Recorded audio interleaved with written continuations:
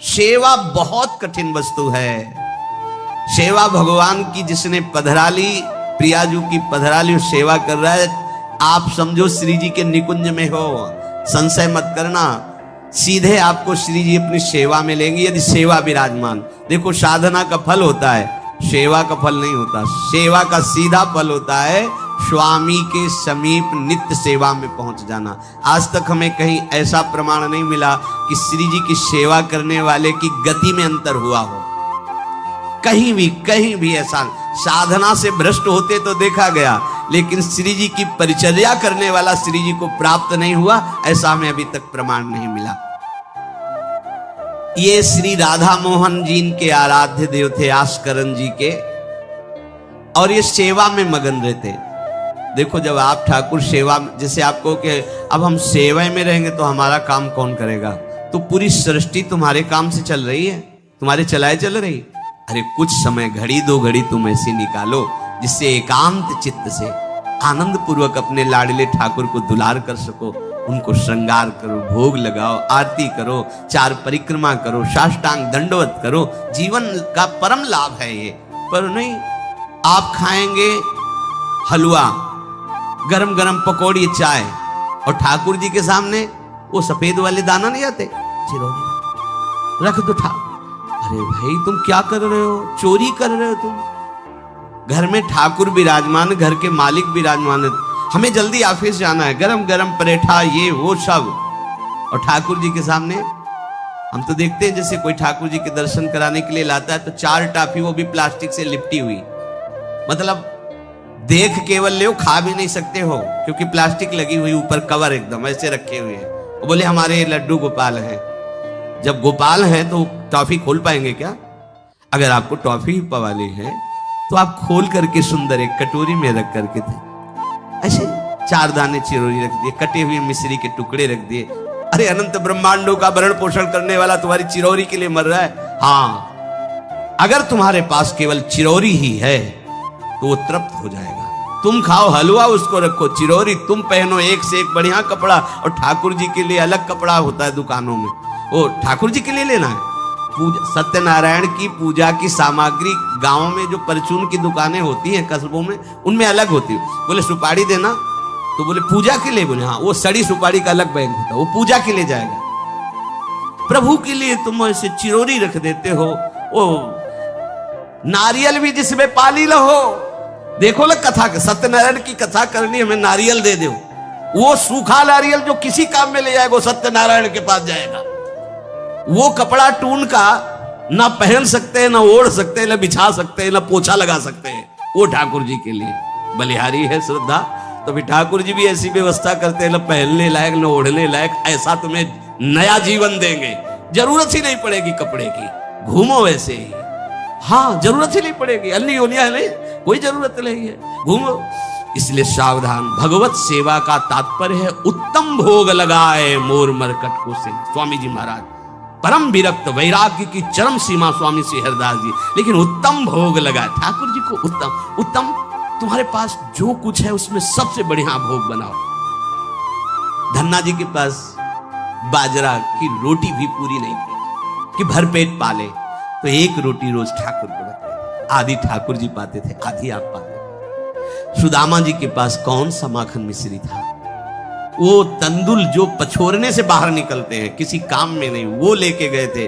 ठाकुर जी पाते हो कहते आज मैं तृप्त हो गया। सबरी जी के पास क्या था? क्या था? जंगली बेर, कहीं कड़ुआ कसेला ना हो, इसलिए चख के मेरे रघुनाथ जी को कहीं कसेला ना लगे। प्रभु वाह वाह करके पा रहे। विदुरानी जी ने कौन सा 56 भोग पवाया? केले के छिलके, भाव दशा में डूबी हुई। देखो हमारे ठाकुर को कुछ नहीं चाहिए, भाव से समझिए। ये बिहारी जी को 4 घंटे बैठने के लिए 10-10 लाख रुपए का फूल बंगला निकले, काम थोड़ी चलाया जाता है। अरे हमारे लाडले सरकार है, अगर 4 घंटे बैठ गए 10 लाख खर्चा हो गया तो क्या? अनंत ब्रह्मांडों का सृजन करने वाला ठाकुर हमारे पास नहीं है, तो ठाकुर जी को आपका भाव चाहिए। और आप तो सो बढ़िया पलंग में, और ठाकुर जी को एक छज्जा में विराजमान किए, छज्जा में ऐसे उतर नहीं सकते,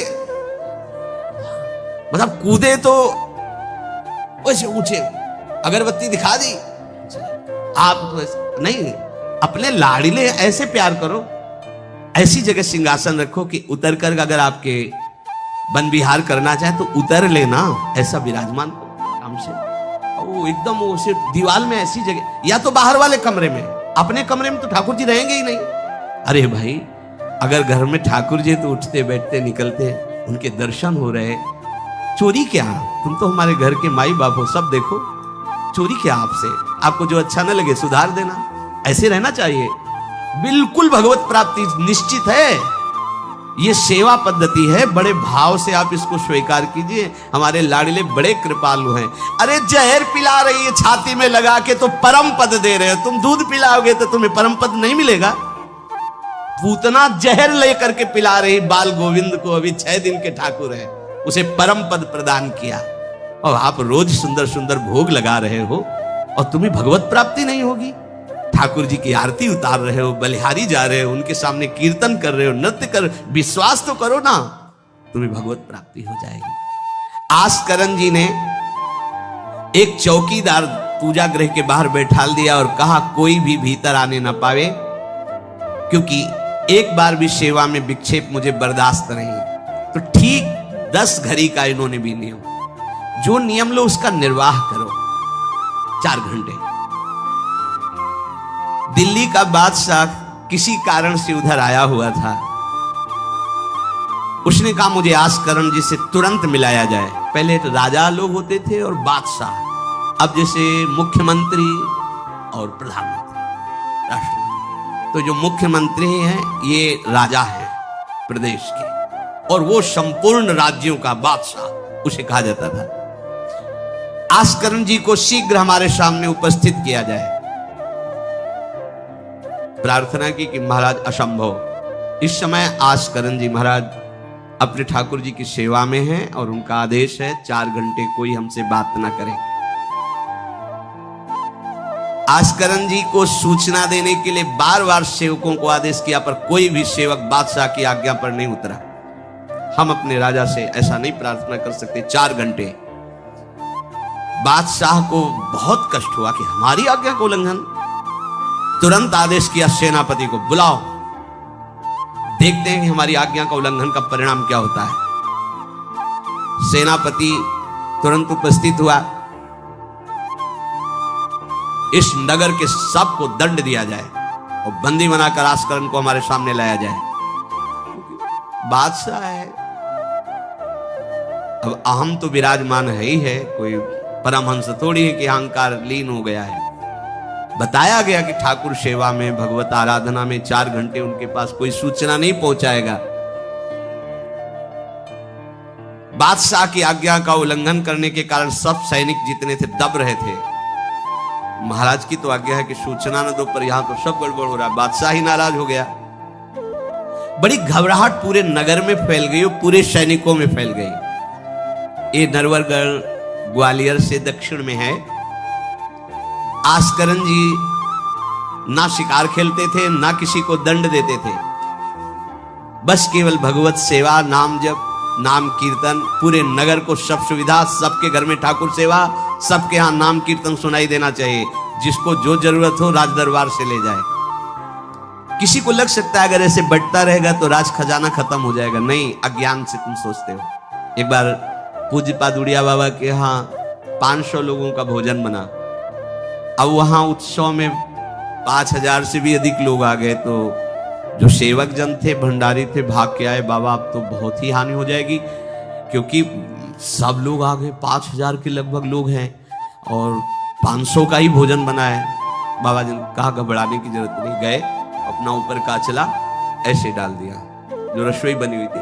बोले इसे खोलना नहीं, बस बांटते जाओ। सब पा चुके, जितना बना था ना।